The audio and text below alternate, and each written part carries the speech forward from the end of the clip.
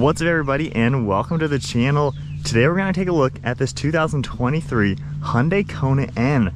This one's finished off in Sonic Blue, really cool whitish color with just a hint of blue, and this thing costs $36,600. So what is going to power this compact sporty car?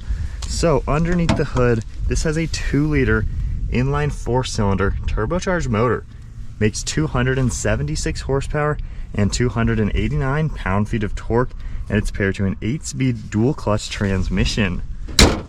It is a front-wheel drive vehicle with a limited slip front differential. 0 to 60 time is a little over 5 seconds. And if we take a look at the styling, these are actually your turn signals up above, and the headlights are down here, all LED of course. You got a really cool design with all this gloss black trim, and I love this front splitter with the red color accent. I like how these fender flares kind of give it a mini wide body design as well. And then you get huge mesh openings to allow cooling to the engine. And the Hyundai logo is even hollow to allow air to enter through it. Down below, we have more openings to allow cooling to that intercooler. I think it's a pretty cool looking car. It's a little quirky, a little funky, but it has a neat design. You get a trim piece up here, and then some pretty sharp lines throughout the hood. It's definitely a unique car, but nice and sporty. At the side profile, you're gonna see those huge fender flares like I mentioned, having a pretty neat design. And then you can see the 19-inch wheels. They are a multi-spoke look, 2-tone color. You can see the red brake calipers up in front, and then you can see some pretty sharp lines throughout the front end, kind of going from this hood through the door panel, and you can see how everything is configured. We also get a nice looking side skirt down below with that same red trim, and then you get the N badge back here. This gets body color door handles, and then gloss black on the mirror caps, and all black around the windows just to blend the glass. You can see your roof rails up on top with an actual set of crossbars on it, and then you can see the shark fin antenna in back. I like how this gloss black trim piece kind of fades its way into the spoiler, and it's a really neat design, having the bump in the center. It's hollow going through the roof, and you get that triangle shape for that third brake light. The overall side profile, you can tell it's pretty compact. Wheelbase is about 102 inches. So it's a very small vehicle. However, it's not actually crazy cramped feeling, but you got a lot of cool shapes all throughout it.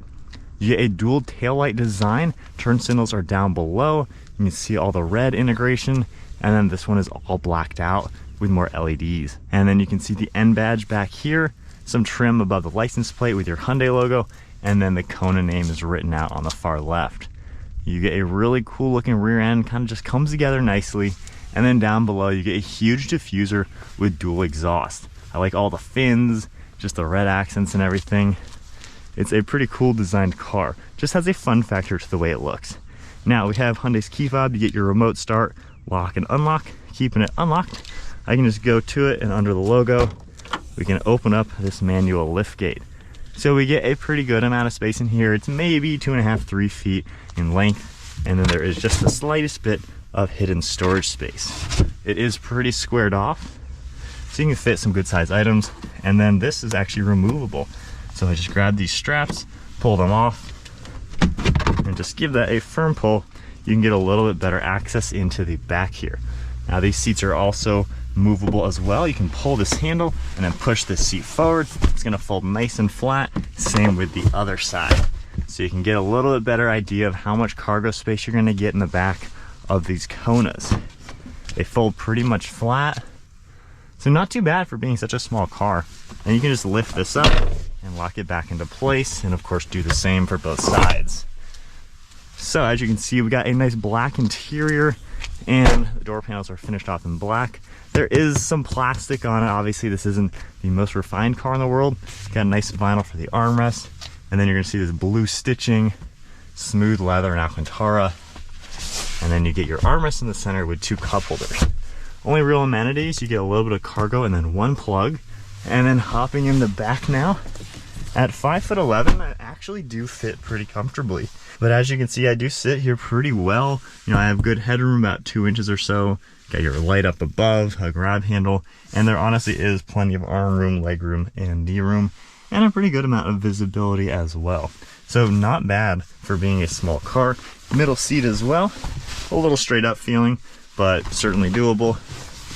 And then let's check out this driver's seat now. We do have the smart key and everything like that. And then along the door panel, as you would expect, all of your basic controls. Again, more of the plastic, but you get a little bit of vinyl accents to it. Storage down below. The N logo is written on this aluminum door sill. You get a power driver seat, manual passenger seat, and then you can see all these same materials with the smooth black leather, the Alcantara and the blue stitching. And I like the stripe you're gonna see running up the seat towards that N logo. It's a sporty looking interior. They kind of just added the fun factor to it. And then sitting inside, foot on the brake, let's fire it up.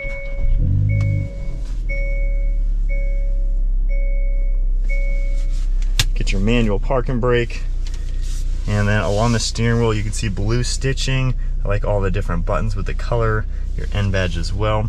And then these buttons right here are how you control the center screen. So I can scroll up and down through this one, see quite a few things that are gonna come up, and then scroll down and up in this next screen. Then you can scroll left and right and see a few more items that are gonna come up within the car. I've already set up these a little bit by tapping this one. It goes into the customizable N mode.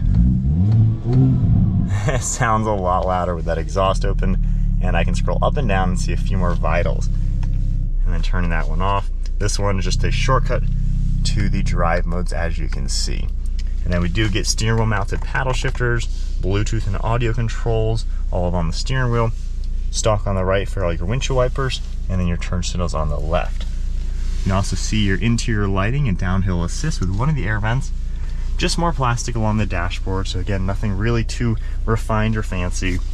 And then we have our touchscreen display. I really like this screen right here, the N mode. Gives you a cool depiction. See your brake pedal. You can see all that, your tack and everything, throttle position. And then scrolling over, get your launch control activated, G-force meter, and then all the different drive modes and things like that. Tapping the home icon, you can see more information, of course navigation, and then more things will come up. Going into reverse, you can see that backup camera as well. You have two different views for it, which is nice to see, and it's pretty good graphics. And then we have all of your shortcuts down below, volume and tuning, air vents below that, single zone climate control with all the different buttons down here. There's wireless charging and different plugs, and then you can see your shifter with some more blue accents. Drive mode select is on the left. You just toggle this, just like that button that I programmed on the steering wheel, and then you get traction control and heated seats. You can see your cup holders, a little bit of storage space, and then opening up the glove box, a pretty normal amount of space. So with that said, let's take this car for a spin.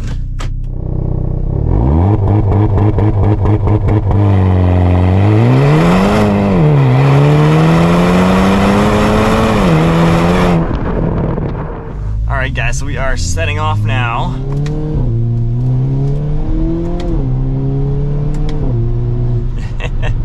So this little Kona N is pretty fun to drive, honestly. It's just kind of like a tossable, little sporty car. There are some fun attributes. So if we go into drive now, we're already in the sport mode, and we'll swipe over once, hit active for the launch control, and then just hold the brake and gas.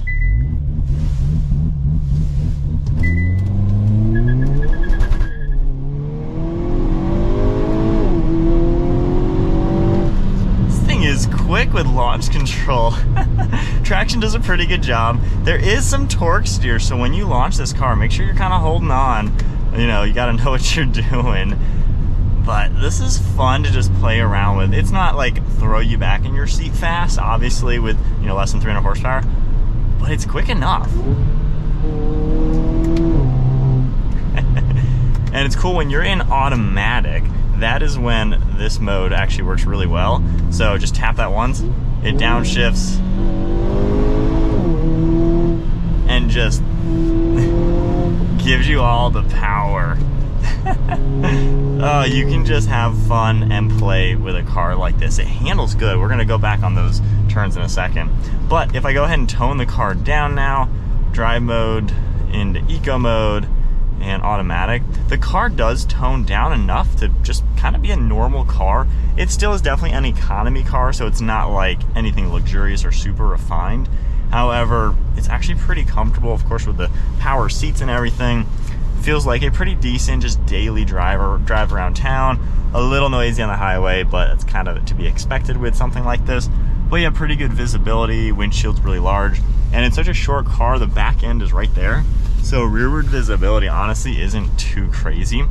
One thing I noticed, the turning radius isn't the best for even being just a front wheel drive car.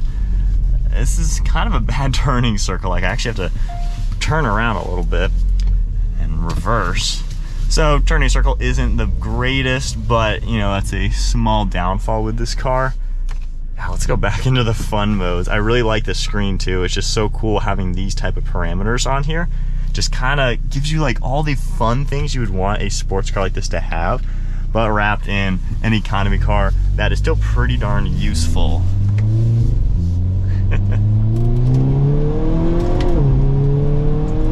Honestly, it's pretty peppy actually. It's not a slow car, while it isn't the fastest. It's nice that they actually put a 2-liter 4-cylinder in here, because I feel like a car like this normally would have like a 1.5 with barely 200 horsepower. So they actually gave it a really good power plant. So it's really powerful, I guess, for being a smaller car. And then with the steering, suspension, and all those other parameters that change when you're in the sport mode, it actually is like fun to drive and handles really, really good.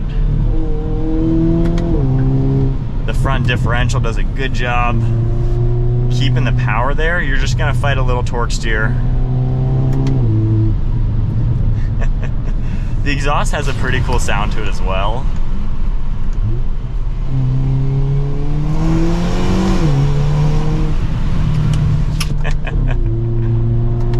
It like has all the character you'd want, so there's just so much fun factor to it. Seats are comfortable enough, suspension's comfortable enough in the comfort mode to where, again, it can drive normal, but when you're playing around with the car, it is just something else.